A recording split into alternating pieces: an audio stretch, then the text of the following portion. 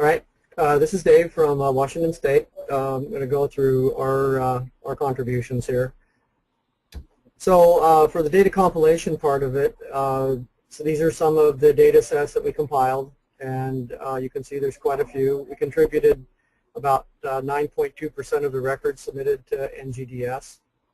Some of the significant sets were the gradient heat flow wells, about 487, thermal wells, 3,055, thermal and mineral springs that we added to it was 329, and there were 558 chemical analyses done on those or compiled. Volcanic vents, we were able to find more of those in the literature and maps that we had done, and that's a total of 508. We also compiled all of our age dates that we had done and other sources as well, and that's about 5,000 age dates. And we also compiled the direct use sites in the state for about 500. Of course, there's more things listed on there, but those I felt were some of the most significant ones. So this is an example of the volcanic vents in the state. This is just one of the data sets, a screenshot for this. You can see that they're done by age, and you can see the clustering of the different ages here going from sort of east to west. You can see that they get younger is one of the more obvious conclusions. So for the new data collection we did with supplemental funding as well, we did thermal and mineral spring sampling, temperature gradient logging of boreholes, and we drilled temperature gradient boreholes 4, and we mapped one of the more promising areas of our state for a geology map. That was also with some other funding besides the NGDS, but that was still in line with geothermal. So for instance, at the thermal and mineral spring sampling, we sampled approximately 90 springs that were sampled by June of 2013, and we measured in each of these cases the water, the pH, temperature, conductivity, aqueous chemistry, and some stable isotopes, helium, oxygen-18, and deuterium. The holes of opportunity that we did, we measured about 95 of those around the state.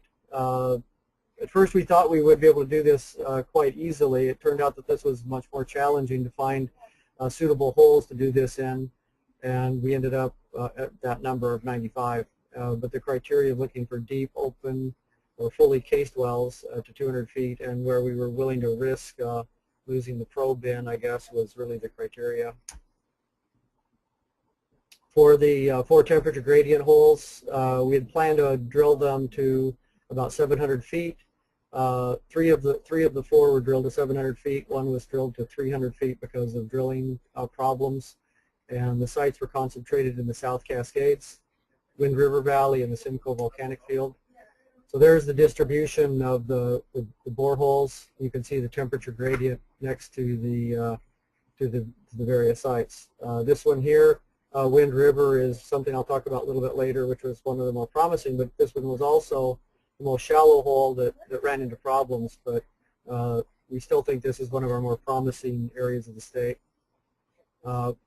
Virtually, though, the whole sort of southwest area in the sort of the Mount St. Helens seismic zone would be an attractive area.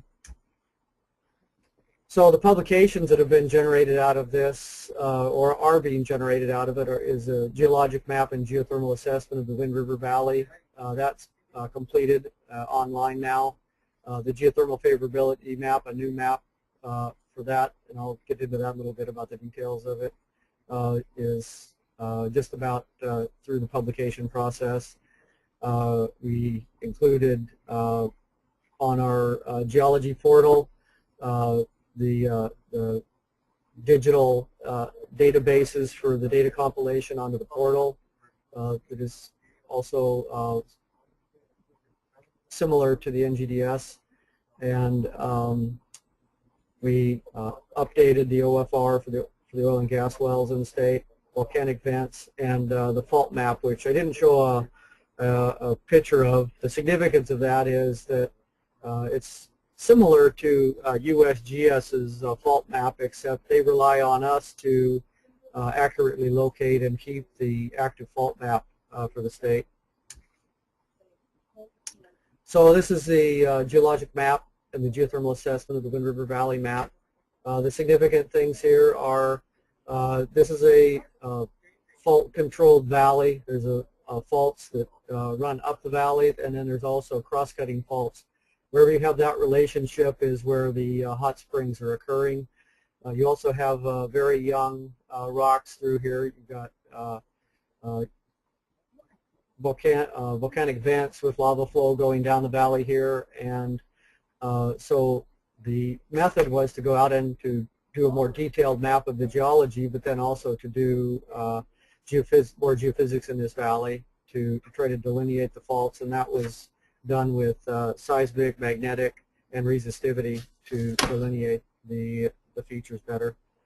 This is drawing more attention from industry and from public utilities to see if this area might be more likely to be developed.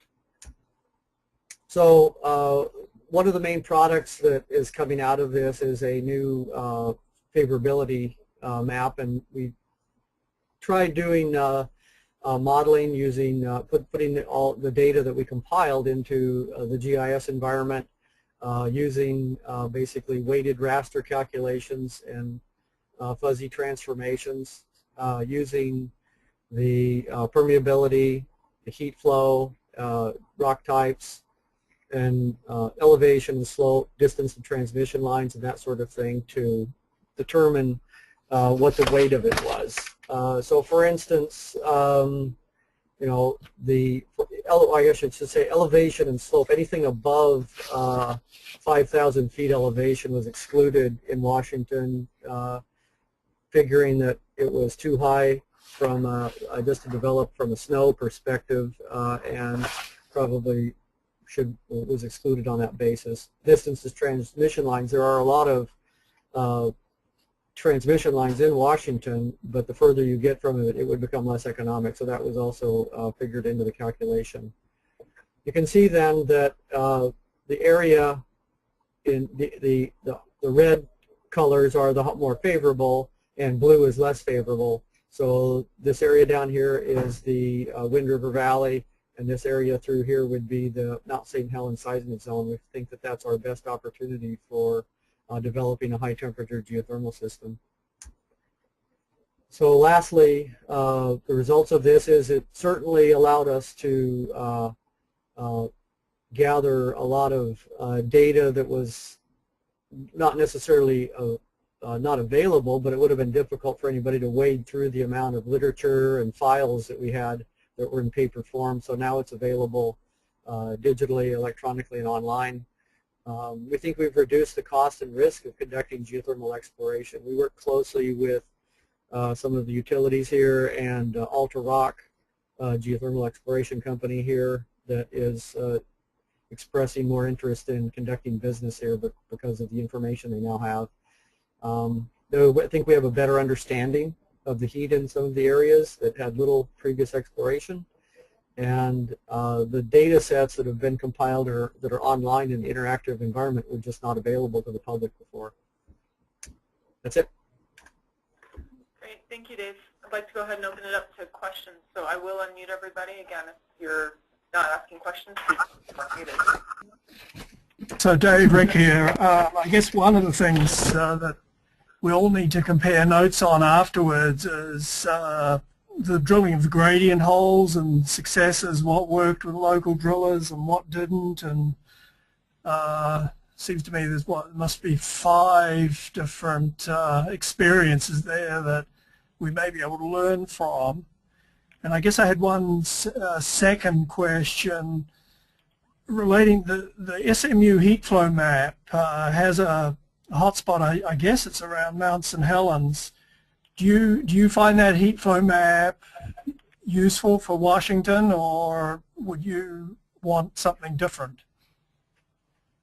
Oh, I think we'd want something different. A lot of the things for SMU were just one hole oftentimes, or one spot, and so we've tried to take those things into consideration. Another example of that is Mount Baker on the far end of the state, and that's always looked at as a highly favorable location. Well, it's only based on one data point, and we don't really have any other data to necessarily confirm that or to deny that it isn't favorable. It's just a lack of data for those places. You'd think you'd have a better chance. Mount St. Helens is got plenty of potential, I think, given the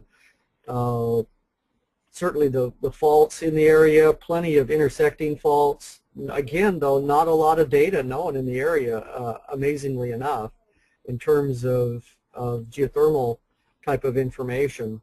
So I guess I would say, yeah, we think we could do better than what SMU did, but it's also data driven.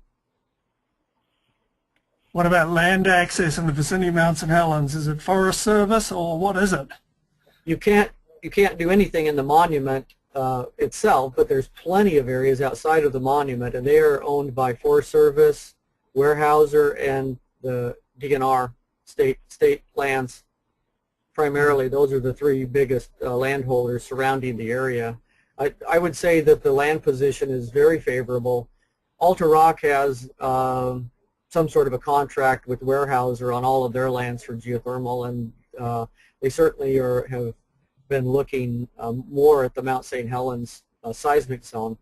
When we refer to the Mount St. Helens seismic zone, it extends way beyond just Mount St. Helens itself. It's a range that's about 100 miles, and so it's just really talking about the seismicity that, although Mount St. Helens has the highest, there is well defined in terms of the earthquakes, and there's plenty of control on.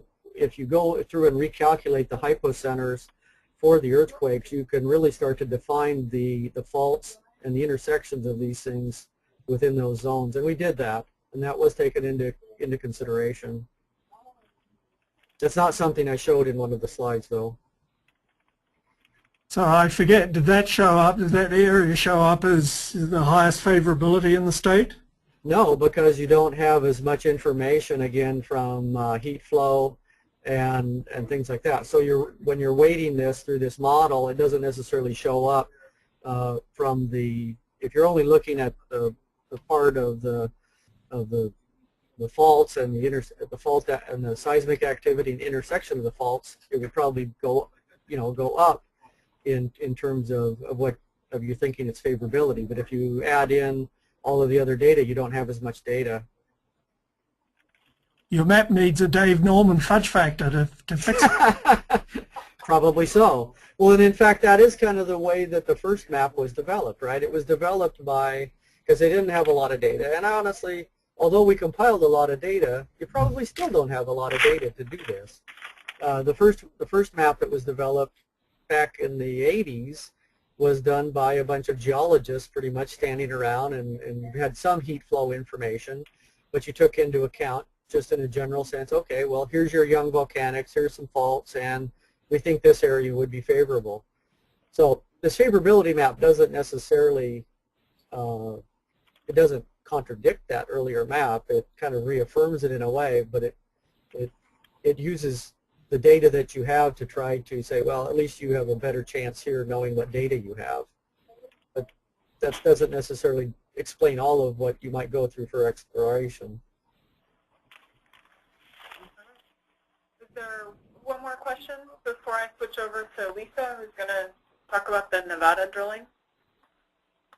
Dave, I wonder, this is Steve Richard, on that favorability map, if it might make sense to try and sort of show regions, instead of as low favorability, as just insufficient information. Yeah, that might be a better way to portray it. You might get people to think more favorably on the unfavorable areas. Okay.